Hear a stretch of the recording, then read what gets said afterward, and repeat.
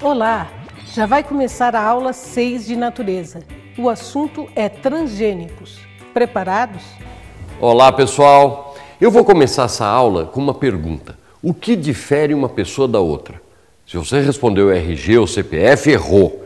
É o DNA de cada um. Ele que é realmente aquilo que cada um de nós tem de diferente, incluindo até pais e filhos. As combinações possíveis são incontáveis e definem desde a cor dos olhos, altura, até a propensão a ter algum tipo de doença. É algo parecido com a nossa impressão digital. Todo ser vivo tem um DNA. Estudar esse código é tão importante quanto polêmico.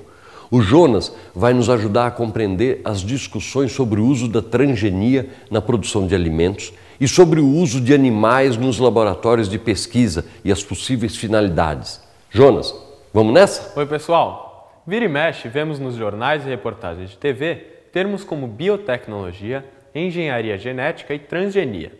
Todos eles estão relacionados às técnicas de DNA recombinante, que são muito modernas e permitem que se inclua genes externos em determinados organismos.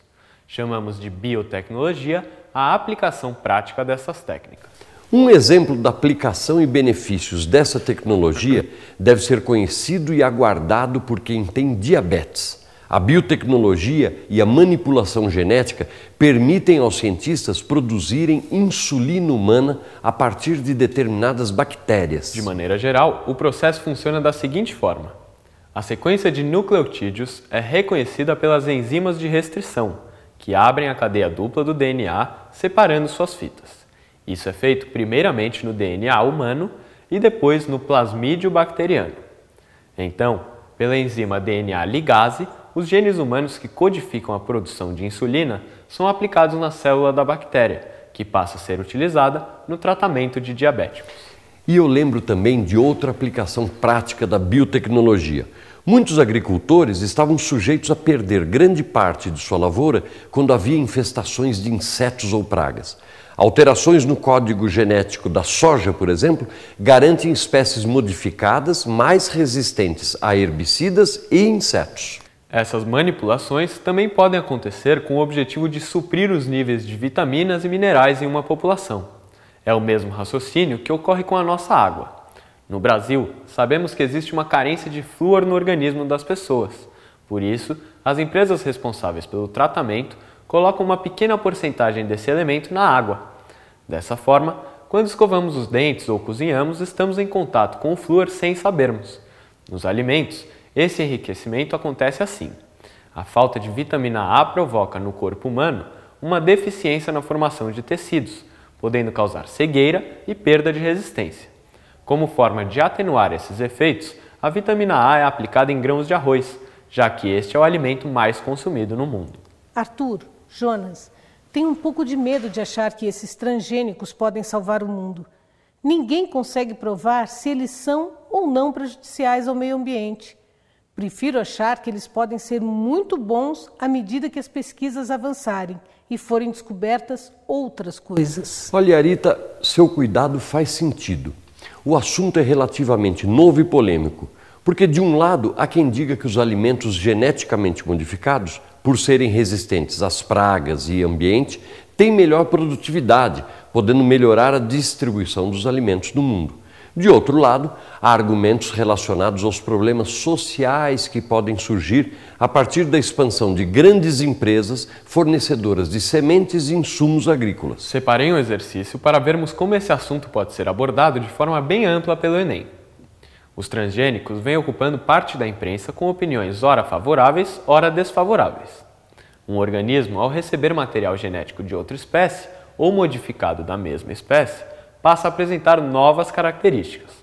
Assim, por exemplo, já temos bactérias fabricando hormônios humanos, algodão colorido e cabras que produzem fatores de coagulação sanguínea humana. O belga René Magritte, um dos pintores surrealistas mais importantes, deixou obras enigmáticas. Caso você fosse escolher uma ilustração para um artigo sobre os transgênicos, qual das obras de Magritte estaria mais de acordo com esse tema tão polêmico?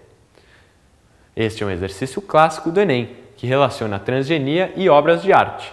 Dentre as alternativas, a B seria a mais correta, porque retrata a assimilação de características de diferentes organismos em uma única forma de vida, o que está perfeitamente de acordo com o tema em questão. Falando em animais com outras características, vocês já ouviram falar da coelha alba? Ela é uma irmã mais artística e polêmica da ovelha Dolly. Ah, bem lembrado, Yarita. A alba é parte de uma obra de arte do artista brasileiro Eduardo Kac. A coelha recebeu um trecho do código genético de uma medusa que naturalmente brilha à luz. Por causa do furor ético que causou, a alba foi confiscada e nunca chegou a ser exposta. Esse mesmo artista também tem outra obra que mistura arte e biotecnologia. Ele extraiu do livro bíblico Gênesis um trecho que usou para dar origem ao código genético das bactérias que compõem seu trabalho. A partir da frase que reza que o ser humano deve exercer seu domínio sobre as outras demais criaturas da Terra, Kac converteu cada letra do alfabeto em inglês em sinais do código Morse. Em seguida, ele as traduziu para informações genéticas. Assim, a frase se transformou numa sequência de DNA com suas respectivas letras químicas, A, T, C e G. Vou sair um pouco da arte e voltar para as terapias gênicas, que são possíveis a partir da manipulação de partes do DNA. O assunto também é muito discutido e chegou a ir em 2008 para o Superior Tribunal Federal do Brasil, onde houve aprovação entre os legisladores para pesquisas com as células-tronco. As células-tronco, biologicamente, são células não especializadas, não diferenciadas, mas que podem ser induzidas a se desenvolverem como tecidos específicos. Dessa forma, podem ter participação importante em pesquisas que buscam a cura para doenças neurológicas, cardíacas, câncer, além de lesões na medula espinhal. Imagina-se, em um cenário otimista, que essas células também possam ajudar em caminhos para a cura ou prevenção de doenças degenerativas, como o mal de Parkinson e o mal de Alzheimer. A ciência é feita de elementos teóricos e hipotéticos, mas também de muita prática e testes.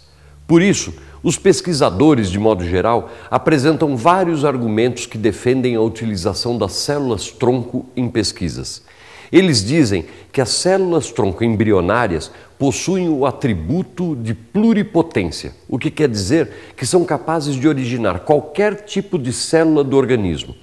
A certeza de que as células-tronco embrionárias humanas podem produzir células e órgãos que são geneticamente idênticos ao paciente ampliaria a lista de pacientes elegíveis para tal terapia.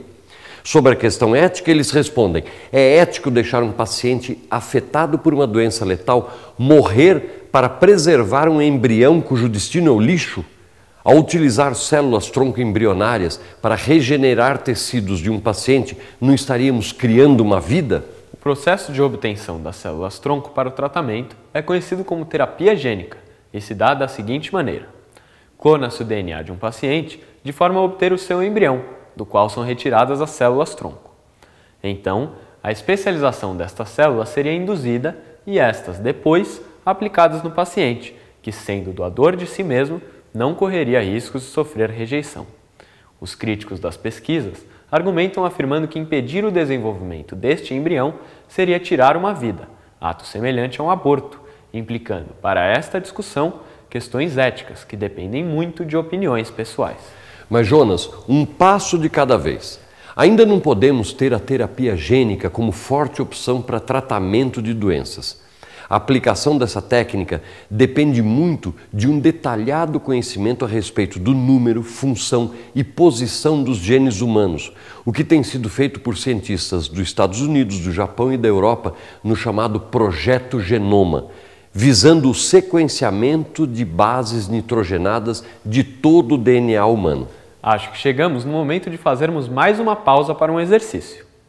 Para verificar o efeito da vitamina A sobre o crescimento de frango, realizou-se o seguinte experimento. 30 pintos de um dia, de mesma raça e no mesmo estágio de desenvolvimento, foram separados em dois grupos, 1 e 2, e mantidos sob as mesmas condições ambientais.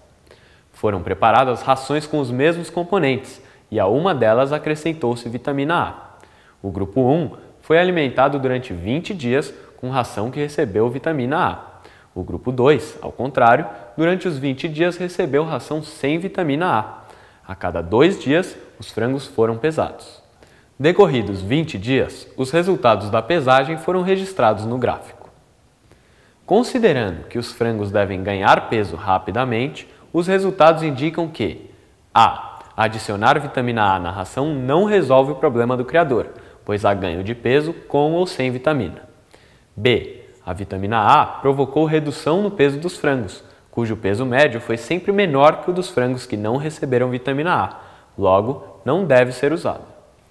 C. Os frangos que não receberam a vitamina A cresceram mais do que os que a receberam, especialmente depois do 10º dia, um motivo para abandonar a vitamina A.